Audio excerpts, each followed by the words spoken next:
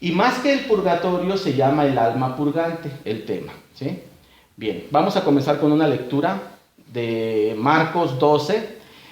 De todas las lecturas que hay en la palabra relacionadas con el purgatorio, esta es la más fiel referente a la existencia de dicha instancia, de lo que es el purgatorio. Dice Jesús: a quien diga algo contra el Hijo del Hombre se le puede perdonar. A quien diga algo contra el Espíritu Santo no se le perdonará ni en esta vida ni en la otra. Esta es palabra de Dios. Quiere decir entonces que hay una segunda vida u otra vida o una vida después de la vida, o como le quieran poner, referente al perdón. Lo dice la palabra, ¿sí? Y ese es el tema del día de hoy. Bien, en la siguiente diapositiva viene un semáforo. A ver, ocurre que en cuestiones del purgatorio hay leyendas, hay mitos, hay historias. Todos estos puntos involucran cosas ciertas, cosas falsas, cosas inventadas a favor, cosas inventadas en contra, y no hay que hacerles mucho caso. Son bonitas y forman parte así de un sábado en la carne asada, pues hasta allí. Pero realmente si las podemos evitar, y el objetivo de este tema del día de hoy es darle un cauce justo al purgatorio, porque a todos nos conviene saber que existe y cómo funciona y cómo opera, y desde ahorita irnos previniendo. Entonces, leyendas, mitos e historias, por eso las pongo ahí en rojo, no hay que hacerles mucho caso. Hay religiosidad popular y hay devociones. Las devociones principalmente tienen un buen inicio, pero el común de las personas, incluyéndonos, luego las vamos desvirtuando. Aunque las devociones tienen un buen inicio, obviamente orar por las almas de los difuntos, pedir la intercesión, o más bien hacer intercesión, o pedir intercesión de María o de los santos ante Dios por los fieles difuntos, las festividades de los muertos, me refiero a festividades litúrgicas, son reales, son ciertas, pero nosotros mismos comenzamos a desvirtuar no la devoción, sino el efecto de la devoción. Le comenzamos a poner, no es que si rezas esto y lo repites 3 veces, sacas 3,000 almas del purgatorio. Esas cosas no existen, ¿sí? Pero sí tienen las devociones un buen inicio. El hombre, en el uso que les da, las va desvirtuando. Y eso mismo lleva a que la religiosidad popular también vaya desvirtuándose. Este tema lo vamos a basar principalmente en liturgia, teología y doctrina, que es lo que debemos seguir.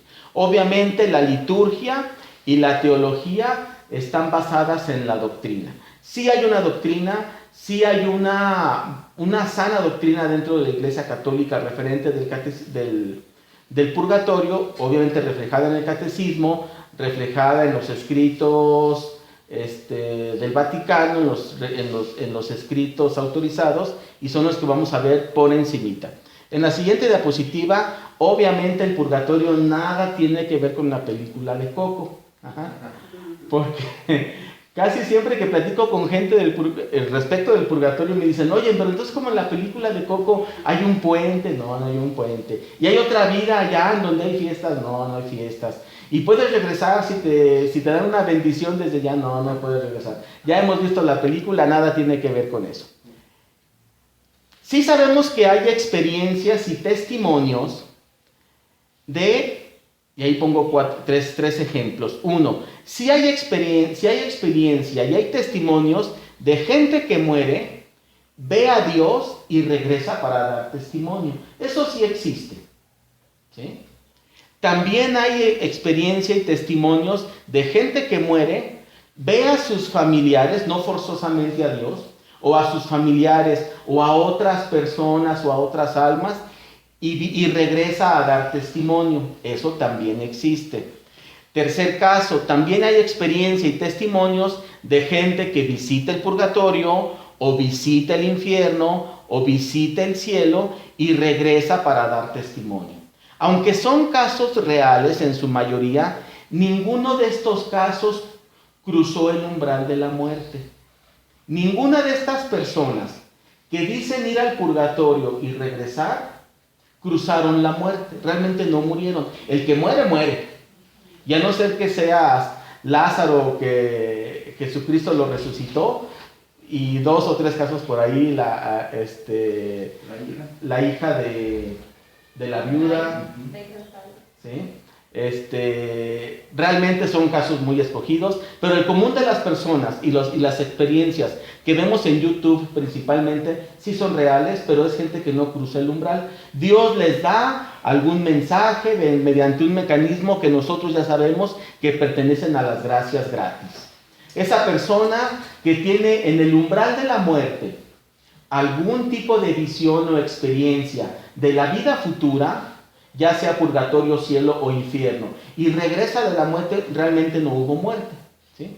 Forma parte de las gracias gratis que Dios da para la construcción de la iglesia y para la salvación de otros. Bien. Aunque te lo marquen clínicamente muerto.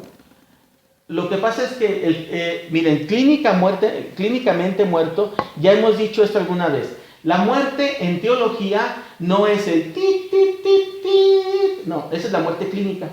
La muerte, y esa ocurre cuando a aquella persona se le paró el corazón, o se le detuvo el cerebro, o recibió un balazo, o lo degollaron. Obviamente pasas al tit allí. Pero la muerte en teología es cuando el cuerpo se separa del alma. Y el separarse el cuerpo del alma no es un acto que esté en la potestad del hombre, le pertenece nada más a Dios. Entonces ese acto, el acto de morir, es un acto que depende de Dios. Por eso aquel puede estar allí conectado al hospital, a la máquina esta respiradora. Dios decide el momento. Es la separación de cuerpo y alma. Dicho de otra manera entonces, el que dice que vio la muerte y fue hasta el purgatorio y regresó, allí no hubo separación de cuerpo y alma. Porque implicaría entonces que en cuanto hay separación de cuerpo y alma, el alma vive un proceso, ahorita lo vamos a ver, y el cuerpo comienza su corrupción. Y si esta persona murió y a los 2 días regresó o a las 2 horas regresó, quiere decir que Dios los volvió a juntar cuerpo y alma. No, eso no existe, no es así. Bien. Vamos a comenzar con la introducción. En primer lugar, viene ahí una diapositiva con un reloj. Dice, el purgatorio es un lugar... ¿Qué me dicen ustedes? No sé, pero sí, o sea, un lugar físico. Dimensional, como nosotros lo conocemos en cuanto a materia, pues probablemente no. Puede ser un lugar sin ocupar un espacio. Estamos hablando de espiritualidad. Entonces, para un espíritu que no tiene materia como tal, pues no es necesario un lugar como tal, más bien como un estado. Como un estado del alma. ¿Sí? Es más o menos. Bueno, el purgatorio sí es un lugar y no lo es.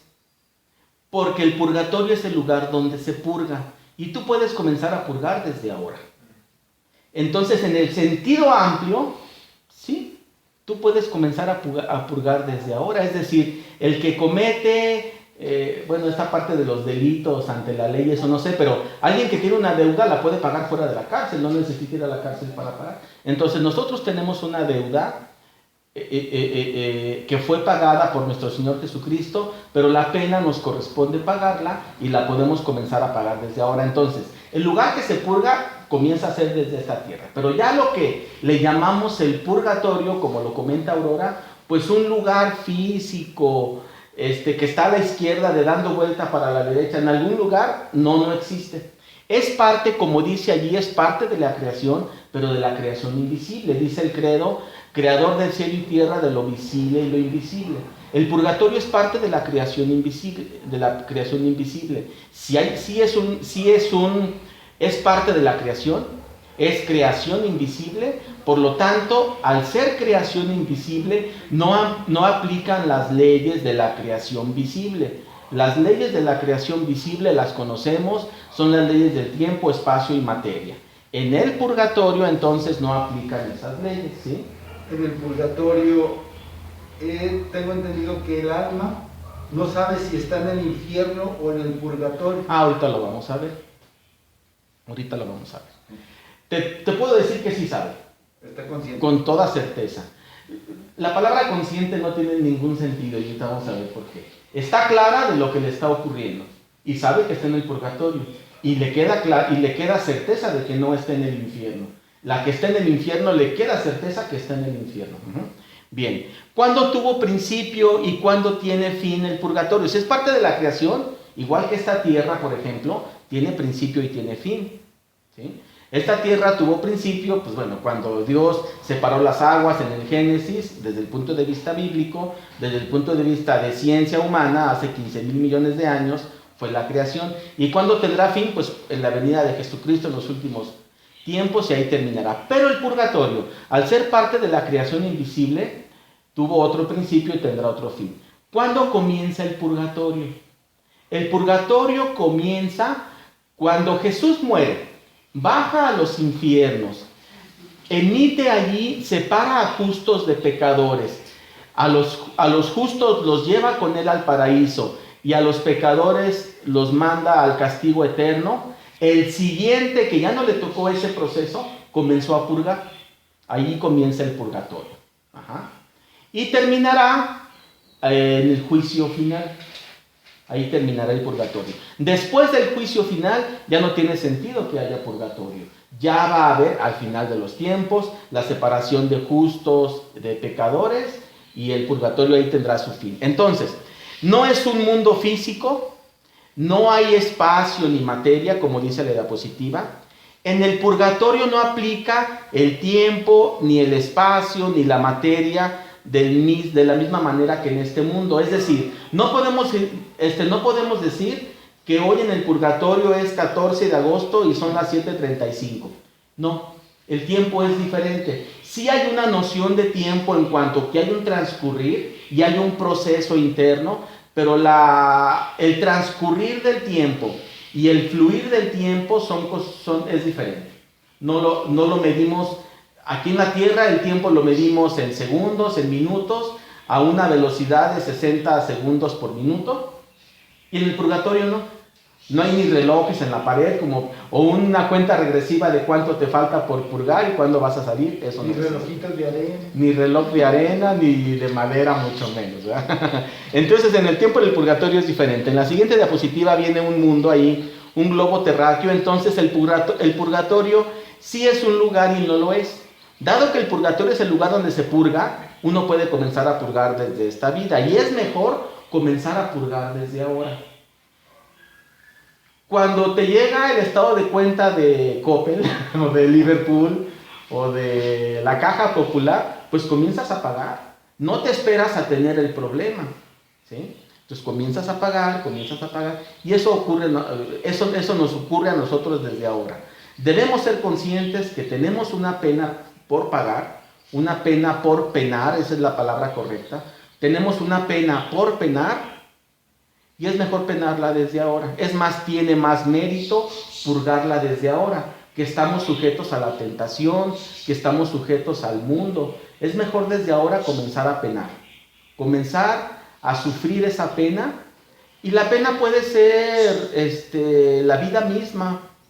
El hacer la sopa de arroz, el ir al trabajo, ahora el vivir estas enfermedades, todo eso es parte de la... Si lo encaminamos, si lo enfocamos hacia allá, es parte de la pena. Bien, vamos a la siguiente.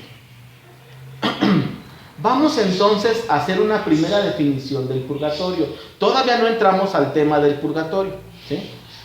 Pero estamos en la parte de introducción. Vamos a hacer una primera definición de purgatorio. El purgatorio, dice en esta diapositiva, es un estado de perfeccionamiento y purificación, para empezar, ¿sí? Entonces, es un lugar en donde el hombre se debe purificar y se debe perfeccionar. En el sentido amplio de lo que hemos visto en el diplomado, ahí viene el diagrama, sabemos que el hombre tiene cuerpo, mente, alma y lo que le hemos llamado el órgano sobrenatural, que es la gracia santificante con todo lo que le acompaña: fe, esperanza, caridad. Siendo honestos, el cuerpo, nuestras pasiones, nuestros deseos, nuestras inclinaciones corporales, hacia lo lícito y lo no lícito, hacia los desórdenes corporales, no nos da la perfección para el cielo. Entonces, eso debe ser purificado y perfeccionado. La mente. Nuestra mente, la loca de la casa, cómo nos da vueltas. Tú ves allí a César sentadito y dices, no, pues ¿cuál pecado? No, pero no sabes adentro las cochinadas. Entonces, la mente es donde se cometen la mayor cantidad de pecados. Es más, ahí se traman, ahí se planean y ahí se disfrutan y se recrean una vez que ocurre. Entonces, la mente, con sus inclinaciones, sus pasiones, sus deseos, sus anhelos, sus recuerdos, sus planes, todo debe ser purificado y perfeccionado. El alma como substancia, como espíritu, sabemos que el pecado la degrada, la corrompe, le va haciendo una capa de corrosión, le va generando como óxido, si lo queremos ver así, el alma en su sustancia. Lo mismo, el entendimiento del alma y la voluntad del alma se atrofian. Aunque el alma es muy perfecta y todo, pierde vitalidad o se va atrofiando, esa es la palabra, conforme el pecado va haciendo presencia cada vez que lo cometemos. Y por último, la gracia santificante. La gracia santificante que poseemos, la fe, esperanza, caridad que poseemos, la prudencia, justicia, fortaleza y templanza que poseemos, no son perfectas. Nos fueron dadas como semilla y no las hemos desarrollado, empezando por mí, a nivel de santidad, como para ser ya aspirantes en este momento de entrar al cielo, no. Entonces nuestra labor en esta tierra, en esta vida, es perfeccionar y purificar el cuerpo y la mente, perfeccionar y purificar el alma en su sustancia y perfeccionar y purificar nuestro estado de gracia y nuestro estado de operación de la gracia. En pocas palabras, y si no alcanzas a hacerlo en este transcurso de vida, pero tienes una vida de fe, una vida de amor a Dios y mueres amando a Dios, Dios da la segunda oportunidad, que es el purgatorio. ¿Sí? Entonces, en un primer resumen, esa sería una definición, así muy con puntos y comas, de lo que es el estado del alma purgante. El alma purgante entonces está llamada a que si no alcanza en esta vida a lograr el perfeccionamiento y perfección propios del cielo, existe el purgatorio. Y no hay vuelta de hoja, no hay que digas, bueno, no, pues es que Jesús y yo somos amigos y me la va a pasar. No. Porque no depende de Dios. Es el traje de fiesta. Cuando vas a una fiesta tienes que ir bien vestido, porque vas a ver al novio y a la novia. Cuando llegas al cielo debes llegar bien presentado, y la misma alma que ama a Dios se da cuenta que no va bien vestido. ¿Sí? Bien. Entonces, esto nos lleva a que en la siguiente diapositiva, Miguel, dice, el purgatorio entonces no es una purificación ascética activa. ¿Se acuerdan que hay vida ascética y mística? La vida ascética es la que tú practicas con la vida de iglesia, la vida de sacramentos, la vida de oración, la vida de lectura de la palabra, de actos de misericordia, actos de caridad. Esa es la vida ascética. Pero cuando el hombre entra a la vida mística, es cuando Dios viene, se posesiona en el alma y a través de la operación de los dones del Espíritu Santo comienza a hacer el perfeccionamiento del alma. Entonces, el purgatorio es un estado místico. Es decir, así como vemos en la película que San Juan de la Cruz entra en éxtasis místico, que Santa Faustina entra en estado místico, que Santa Teresa de Ávila entra en estado místico, ese estado místico es muy parecido al estado místico del purgatorio. ¿Tenías una pregunta, Miguel? Esa era algo así. ¿Sí? O sea, relacionada a que, ¿por qué en esta vida puedo purgar mente, cuerpo, alma, y no te olvidé la otra? Estado de gracia. Estado de gracia. cuando termina mi vida con la muerte y comienza, merecí el cielo y llegué al purgatorio, ¿dónde quedó el pensamiento? Vamos por partes. Y vamos a entrar de una vez a eso. A ver, en la siguiente diapositiva viene el Concilio de Trento.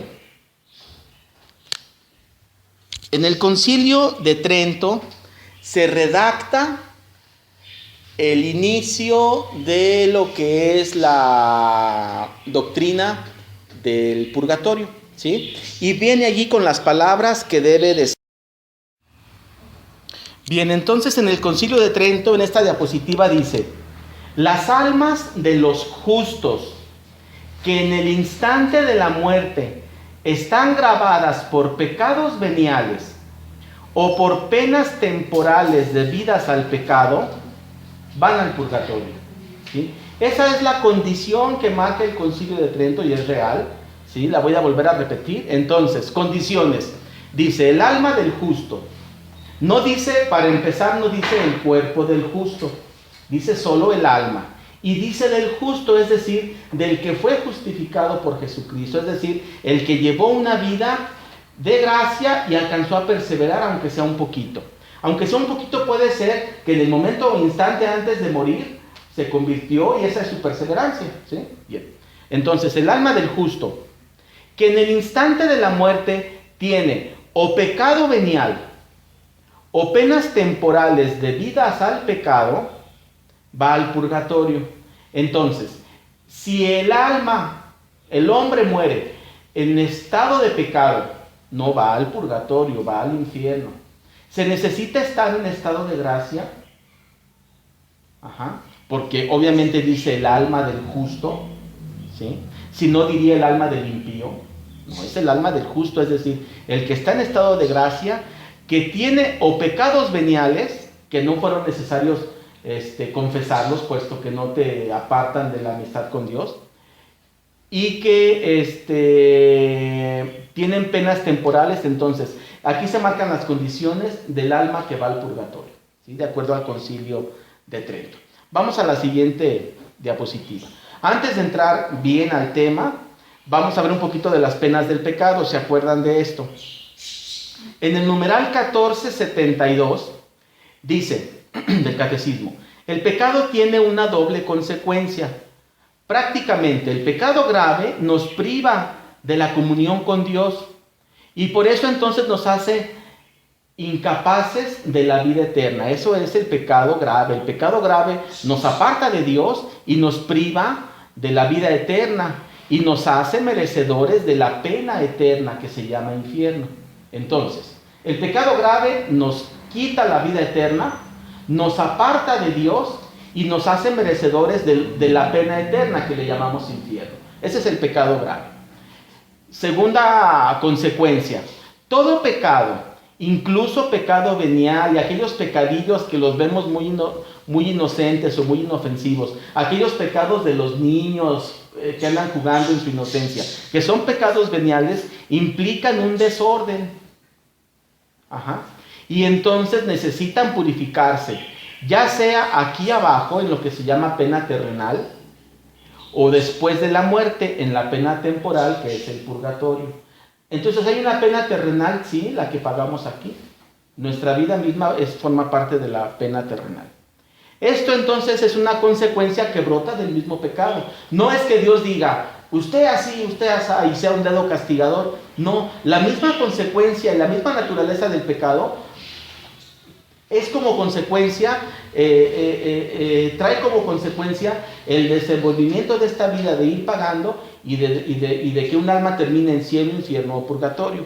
Y viene abajo enmarcado en rojo algo muy importante, dice, forma parte del mismo catecismo, del mismo numeral 1472, dice, una conversión que procede de una ferviente caridad puede llegar a la total purificación del pecador, de modo que no subsista ninguna pena, por lo tanto purgatorio. Entonces, sí hay momentos y que Dios nos permita, y seguramente alguno de ustedes o quizá yo ya ha vivido momentos en la vida, Dios quiera y nos permita, de una conversión, porque la conversión no termina, Es un proceso, la conversión no es un destino, es un camino. En este camino de conversión hay momentos de conversión muy fuertes de amor, muy fuertes de arrepentimiento y muy fuertes de reconocimiento de nuestro Señor y de reconocimiento de nosotros como pecadores. Si es un momento fuerte, intenso, enfocado hacia el amor a Dios, puede llegar incluso a purificar al pecador.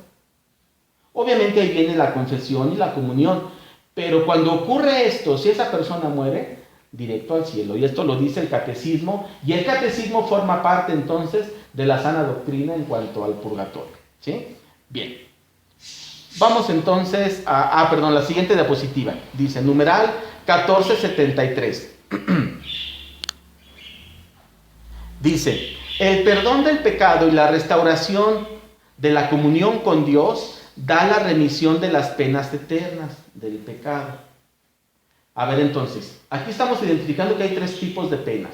La pena temporal, que se llama purgatorio, la pena eterna, que se llama infierno, y la pena terrenal, que es la que se paga en esta vida. Entonces dice, el perdón del pecado, es decir, la confesión, y la restauración de la comunión con Dios, quitan la pena eterna.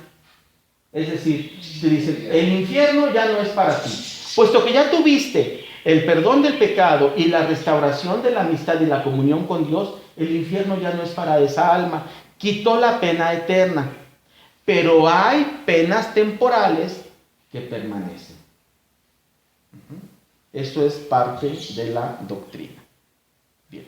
¿Y como cuáles son las que permanecen? Hace rato lo mencioné, te lo vamos a ver un poquito más a fondo. El alma se degrada con el pecado, sufre una pena de degradación. Entonces esa es una pena que tiene que ir al purgatorio la persona a restaurar ese estado, si no es que alcanzó a restaurarlo desde aquí. Otro ejemplo es el que se roba $1,000,000 de pesos y lo regresa, de todos modos tiene que ir a la cárcel un ratito, o a lo mejor unos años. Pero es parte de la pena jurídica, aunque regrese y aunque pida perdón delante en red nacional, regresa, pero hay una pena jurídica, que es consecuencia del acto. Bien. Entonces, cuando estás enfermo, ¿es una pena terrenal? Sí, y no necesitas estar enfermo. En la misma salud decir, Señor, te amo, y que este amor forme parte de mi acto de penitencia hacia ti. No necesitas estar enfermo ni en pobreza, ni en un holocausto. Es más, tiene mayor valor el penar en salud y en bonanza, porque pues en salud y en bonanza menos nos acordamos de Dios. Entonces es el reconocimiento a Dios. El reconocimiento es reconocer a Dios como tu Señor, reconocer a Jesucristo como tu Salvador y reconocerte pecador. Son los actos de una buena confesión. Bien. Todo lo que estamos revisando tiene su base en el Catecismo y en el Tratado del Purgatorio. Revisen este libro, si no lo pueden descargar, se los paso. No es un libro muy grande, es de Santa Catalina de Génova, que es lo que toma actualmente la Iglesia Católica como la teología real y verdadera del purgatorio. Hay teología del cielo, hay teología de las penas, hay teología de las indulgencias, pero la teología del purgatorio actual, la que tiene la Iglesia tomada como real, es la de Santa Catalina de Génova y se llama Tratado del Purgatorio. Lo pueden descargar de PDF, en PDF en Google. Y ella prácticamente, igual que el Catecismo, dice lo siguiente: está el pecado, está la culpa, está la pena ontológica y la pena jurídica. Una persona, y muchas veces he puesto este ejemplo, aquí hay un teléfono, yo me robo el teléfono, ese es el acto, ¿sí? Si se va la luz y nadie se dio cuenta, tendríamos que averiguar cuando regrese la luz quién se llevó el teléfono. El que cometió el acto es el pecador, ¿sí? Eso lleva a una pena, eso lleva a una culpa. Yo fui el culpable de cometer ese acto. Y esa culpa por lo mismo trae dos consecuencias. Una pena ontológica, es decir, que el alma en su sustancia se degrada, se comienza a podrir. Y esa vitalidad que pierde el alma con ese acto que comienza a corromperla, no se corrompe toda el alma, comienza a podrirse en una de las orillitas, y si es recurrente el pecado, comienza a podrirse hasta que se llena toda de pudredumbre y es presa del diablo. Pero vamos a verla así: si el alma fuera como una masa de estas que digo yo de las tortillas, masa blanca, calientita, humeante, y viene el pecado, se comienza a podrir de una orillita, a hacerse verde, maloliente, pero no toda el alma. Si la dejas en presencia de la maldad, toda la invade. Entonces, la pena ontológica es que por el acto pecaminoso y por la culpa que ésta acarrea, el alma en su sustancia se comienza a podrir. Y esa vitalidad de esa parte que se pudrió nunca se recupera. Nunca se recupera. Es decir, por ponerle un número, pero no es así, nada más por ponerle un número para entenderlo. Si el alma pesaba 100 kilos y se pudrió 1 gramo, ya tiene 1 gramo menos, que nunca vas a recuperar. Si la queremos cuantificar para tener una idea, el alma en estado de pecado se comienza a degradar, y esa parte que se degrada ya no se recupera. Por lo tanto, una alma virgen, me refiero a María, un alma sin haber probado el pecado, me refiero a María, tiene mayor capacidad de amor y de comunión con Dios que cualquier otro ser pecador. Bien. Y contrae también, como dice la diapositiva, una pena jurídica, que es, por justicia tiene que haber un castigo. Bien. Ya alguna vez habíamos visto esta diapositiva del martillo, la culpa, la pena, el pecado. Entonces, en cuanto a acto, hay 3 tipos de pecados, que es pecado original, pecado grave y pecado venial. En cuanto a acto, los pecados que el hombre puede cometer, pues nada más son el grave y el venial. El pecado original es heredado, ¿sí? Hay culpa por herencia, que es la culpa del pecado original, que lo heredamos, y la culpa propia, la culpa de haber cometido nosotros el pecado. El pago del pecado lo hace Jesucristo, y Él se anota como único culpable de todo el pecado, porque el hombre no puede cargar con la culpa. Ese es el mérito de Jesucristo en la cruz, el mérito vicario, el mérito supremo, asumir el pecado como único culpable, porque si no fuera así, el hombre merecería el infierno. El hombre no tiene con qué pagar el más mínimo de los pecados graves, ni el más mínimo de los pecados veniales. Viene Jesucristo, asume la culpa, y ya no eres tú el culpable. Por eso es que cuando vamos y nos confesamos, nos es perdonado el pecado y ya no somos culpables. Merecemos el cielo, aunque haya necesidad de pagar una pena, ¿sí?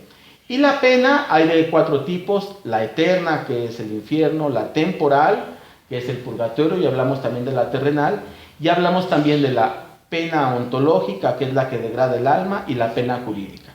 La siguiente tablita nos clarifica mucho. ¿Sí la ven allí?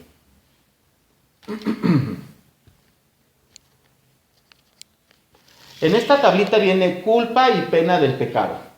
Viene arriba pena en azul: pena eterna, pena temporal, pena ontológica y pena jurídica.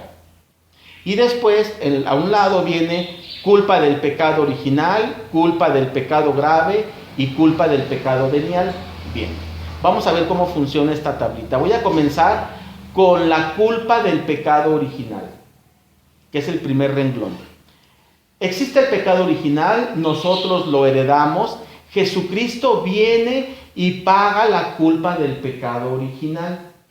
Uno puede decir, a ver, ¿por qué un niñito que nace, que no pecó, es más, nace y a las 2 horas, a la media hora se muere? Estaba en pecado. Por eso es que en la tradición actual, ese niño, sin ir más a fondo, ahorita nada más para entender la tablita, ese niño merece el infierno. Pero no hizo nada, es más, le dio alegría a sus papás y todo. Es portador del pecado original, merece el infierno. Entonces, la culpa del pecado original, viene Jesucristo y paga con él. y se hace culpable de ella, paga la culpa. Por lo tanto, el niño debe ser bautizado para que le sea borrada la culpa en nombre de Jesucristo, en nombre de la Santísima Trinidad, ¿sí? La culpa del pecado original, entonces, merece la pena eterna, pero Jesucristo la paga. Trae el pecado original una pena ontológica. Es decir, el niño que nace, obviamente nace en pecado original y nace con su naturaleza caída, con su naturaleza degradada. Por eso no nace en estado glorificado, ni nace en el paraíso terrenal. Nace en una vida de prueba, en una vida de tránsito, en donde él debe de ir viviendo esa vida de pena y de tránsito. Entonces, respecto del pecado original, Jesucristo paga la pena y también reduce la pena ontológica. Respecto del pecado grave, que es el segundo renglón. Respecto del pecado grave, que es el pecado que nosotros vamos y confesamos ante el Padre, una vez que nos confesamos, Padre, me acuso de haber robado esto, o de haber no sé qué, toda esa culpa que confesamos de pecado grave en la confesión, Jesucristo carga con la culpa del pecado grave. Por eso es donde dice culpa del pecado grave está la cruz. Jesucristo cargó con la culpa del pecado grave. Por lo tanto, también paga la pena eterna. Reduce la pena ontológica y reduce la pena jurídica. Está un poquito revoltoso, lo tienen que estudiar con calma, en el libro viene con calmita, pero el pecado grave, entonces, Jesucristo en la cruz carga con toda la culpa del pecado grave, por lo tanto la pena eterna, el infierno, nos es retirado si estamos en estado de gracia, pero sí hay una pena ontológica, seguimos naciendo en naturaleza caída. Y hay una pena jurídica que de todos modos en el pecado grave se debe de pagar. Y en el pecado venial no merece, también carga la culpa a Jesucristo. El pecado venial no merecía la pena eterna, pero sí merece la pena temporal. Jesucristo carga con esa pena temporal. En cuanto que la reduce, viene una pena ontológica que también degrada al alma y una pena jurídica. Aún ese pecado venial contrae una pena, tenemos que pagarla. Bien, nada más para que nos quede claro cómo es que funciona esto de la culpa y de la pena, porque lo vamos a ir mencionando adelante. Bien, vamos a entrar